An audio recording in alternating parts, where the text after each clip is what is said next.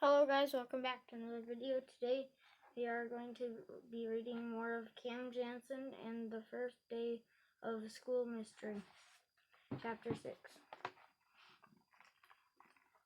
Chapter 6. Cam put down the telephone after Miss Bexon came to school and parked her car. It was stolen. She told Dr. Peller from our parking lot. Dr. Peller asked Cam nodded. Dr. Peller turned. She looked through her windows at the cars parked outside, and whoever stole Miss Becon's car probably saw her park it.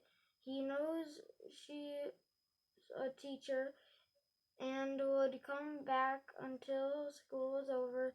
There would be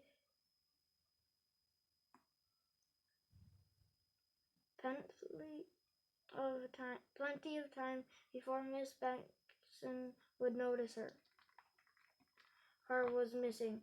By then he could be long gone away from here. You say he knew she's a teacher, and by then he could be a long way from here. Do you know the thief is a man? No, Dr. Peller admitted. I don't know that. Woman stealing too? You're right, Dr. Peller said. And the thief would be long gone from here, Cam said. If he or she hasn't crashed into the tree. Cam thought for a moment. Then she said the thief must have left fingerprints or on the steering wheel, and maybe someone was the thief. Get out of the car. Dr. Peller turned from the window. What did the police officer say? She asked. He said, this is a mystery. Dr. Peller noted. The police officer know all about fingerprints and witness. Let them look for the thief. But Cam started. Dr. Peller stopped her. You're a smart girl, she said. I know you like to solve mysteries, but I don't think you'll have to leave this one up to the police. Cam nodded. You should go back to class now, Dr. Peller told her. Cam started toward the door, and Dr. Peller said, Miss Beckons is a very good teacher. I'm sure you and your class will have a great year.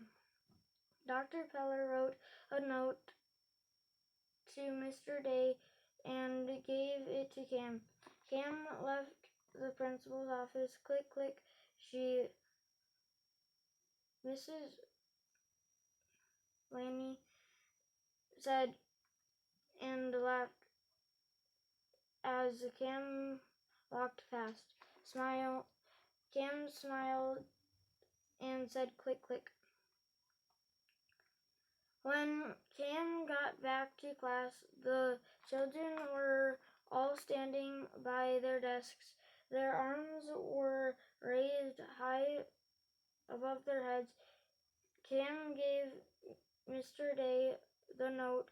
He looked at it, then he told Cam, "Go stand by your seat, lift up your arms and stretch. Exercise will help you think." Cam raised her arms above her head. Mr. Day said he stretches his arms in front of Cam. He stretched his arms in front of him. Cam and the others in her class did too. Now, right arm up, left to the side. Mr. Day said, "The day, Mr. Day," and the children followed his example. Left knee up and hop.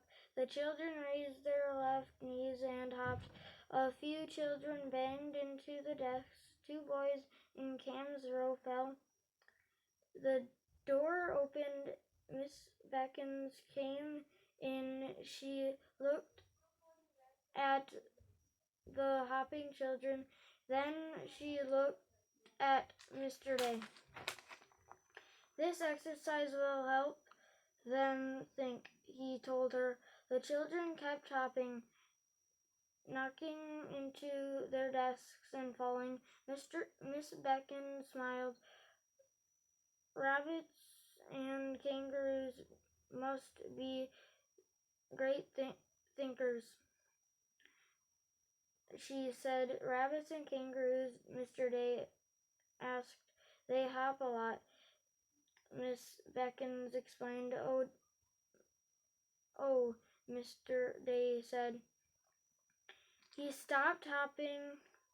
He told the children to be seated. Miss Beckins thanked him for watching her students, and he left. Miss Beckins stood in the front of the class. She said, "I didn't plan to be in the police station this morning. I plan to teach, and that's what I'm going to do."